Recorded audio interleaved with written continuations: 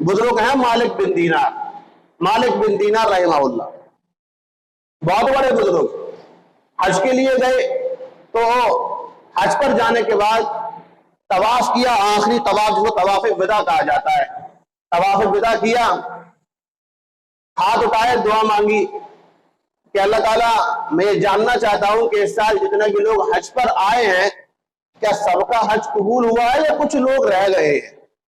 دعا مانگتے مانگتے نیند آئی، سو گئے، خواب دیکھا، خواب میں غیب سے آواز آئی کہ جتنے بھی لوگ حج پر آئے تھے سب کا حج قبول ہو گیا، لیکن صرف ایک شخص ہے ہارون بلخی نام کا، اس کا حج قبول نہیں ہوا۔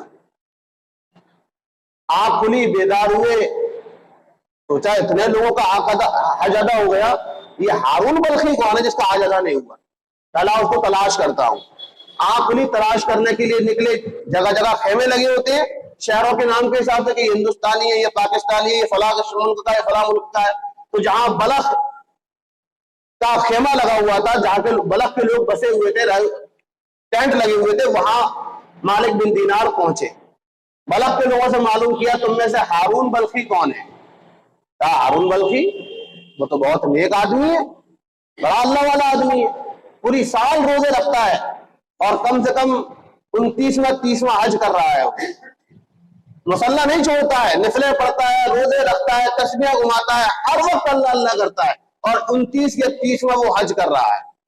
مالک بن دینار کہتے ہیں میرے کان تو اور کھڑے ہو گئے کہ اتنا اللہ والا آدمی کہ سال بھر کے روزے رکھ رہا ہے، نفلیں پڑھ رہا ہے، تہجد پڑھ رہا ہے اور ہر سال حج کر رہا ہے، لیکن اللہ کہہ رہا ہے کہ اس کی حج قبول نہیں ہوا۔ کہتے ہیں میرا ملنے کا اور شوق اس سے پیدا ہوا ہے۔ میں نے پوچھا کہاں وہ؟ تو لوگوں نے بتایا کہ پہاڑ کے پیچھے تنہا ہے، وہاں مصلی بچھا ہوا ہوگا، جو شخص پہاڑ کے پیچھے تمہیں دکھ جائے سمجھنا یہی ہارون بلخی۔ وہاں پہنچے تو مصلی پر بیٹھ کر ذکر کر رہے تھے، سلام کیا، السلام علیکم، جواب دیا وعلیکم السلام، تعارف ہوا کہ آپ کون؟ کہ میں مالک بن دینار، کہ میں ہارون بلخی۔ کہا آپ سے ایک بات پوچھنی ہے۔ ہارون بلخی کہتے ہیں میں جانتا ہوں تمہیں کیا کہنا ہے۔ کہ کیا کہنا ہے؟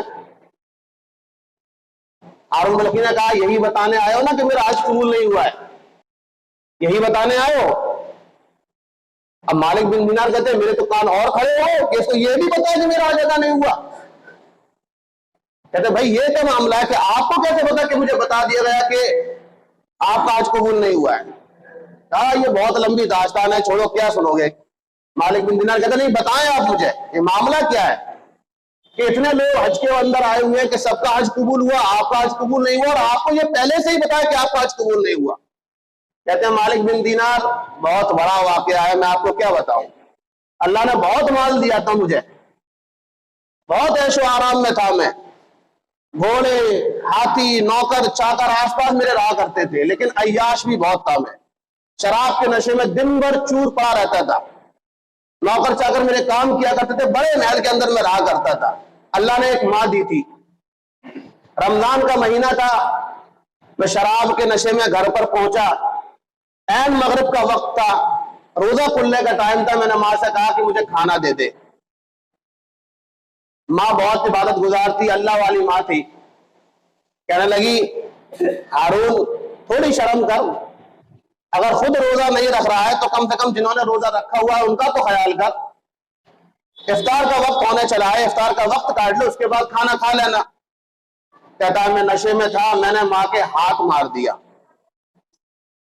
چانٹا مار دیا میں نے ماں کے، اور چانٹا جو پڑا تھا تو ماں تندور کے پاس بیٹھ کر روٹیاں بنا رہی تھی، وہ تندور کے اندر گر پڑی، لوگوں نے مجھے اٹھایا اور کمرے کے اندر بند کر دیا، میں نشے کے اندر تھا، مجھے کوئی ہوش نہیں تھا۔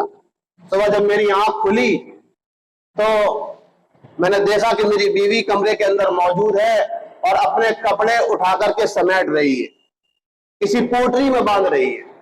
میں نے پوچھا کیا ہوا، کہاں جا رہی ہے؟ کہنے لگی کہ میں اپنے مائکے جا رہی۔ کہ کیوں جا رہی ہے؟ بیوی کہتی ہے کہ مجھے ایسے آدمی کے ساتھ نہیں رہنا ہے جو اپنی ماں کا قاتل ہو، ایسے آدمی کے ساتھ نہیں رہنی چاہتی۔ ہارون بلخی کہتا ماں مر گئی؟ کیسے؟ اسے یہ بھی ہوش نہیں تھا، کیسے مری؟ کیا ہارون تو نے کل اپنی ماں کا قتل کیا ہے، روزے کی حالت میں، تیری ماں روزے سے تھی، تو نے اس کے ہاتھ مارا، وہ روٹیاں بنا رہی تھی، جلتے تندور کے اندر وہ گر پڑی اور جھلس کر کے مر گئی، اور یہ وصیت کر کے مری ہے کہ ہارون کو میرے جنازے کے قریب نہ آنے دینا۔ ماں کا جنازہ ہو چکا ہے تو اب ہوش میں آیا ہے میں ایسے آدمی کے ساتھ نہیں رہ سکتی جو اپنی ماں کا قاتل، یہ کہہ کے بیوی بھی چھوڑ کر چلی گئی۔ کہتے مجھے اتنا افسوس ہوا، میرے پاس جو کچھ بھی تھا، جتنی دولت تھی، جتنی شہرت تھی، ساری کی ساری میں نے خیرات کر دی، ساری دولت لٹا دی اپنی، سارے گھوڑے، سارے نوکر چاکروں کو آزاد کر دیا، گھوڑے، محل، زیورات سب میں نے صدقہ اور خیرات کر دیے۔ جس ہاتھ سے ماں کو مارا تھا، گڑھا اٹھایا، اس ہاتھ کو کاٹ دیا۔ اس دن کا دن ہے، آج تک میں ہر سال ہر دن کا روزہ رکھتا ہوں، کوئی روزہ مجھ سے نہیں چھوٹتا ہے، ہر وقت کی نماز پڑھتا ہوں، 5 وقتہ نمازی ہوں، نفلیں پڑھتا ہوں، قرآن کی تلاوت کرتا ہوں، اللہ سے توبہ و استغفار کرتا ہوں، ہر سال حج کرنے کے لیے آتا ہوں۔ جب آخری دن ہوتا ہے حج کا تو کوئی نہ کوئی آپ کی طرح آتا ہے اور یہ کہہ کر کے چلا جاتا ہے کہ ہارون تیرا حج قبول نہیں، 30 سال سے مسلسل یہ کام میں کر رہا ہوں لیکن اللہ مجھے معاف کرنے کو تیار نہیں۔ مالک بن دینار کہتے ہیں میں نے ایک چاٹ اور مارا اس کے کہ تو اسی قابل ہے کہ تجھے معاف نہ کیا ہے، تو ماں کا قاتل ہے۔ ماں کا قاتل تو دنیا میں کوئی نہیں ہوتا، ماں کو جھڑکا جاتا ہے، ڈانٹا جاتا ہے، ماں کے ساتھ نافرمانیاں کیا، لیکن ماں کا قاتل تو دنیا میں کوئی نہیں ہوتا، تو اسی قابل ہے تو تیری عبادت قبول نہ کی جائے۔ کہتے ہیں وہاں سے چلا آیا، جب میں رات کو آ کر کے سویا تو رسول اللہ صلی اللہ علیہ وسلم کی زیارت ہوئی۔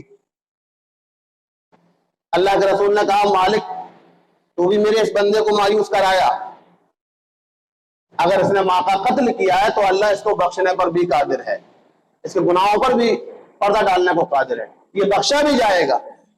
کہتے ہیں میں نے اللہ کے رسول سے پوچھا اللہ کے رسول یہ کیسے بخشا جائے گا، یہ تو ماں کا قاتل ہے، یہ بخشا کیسے جائے گا؟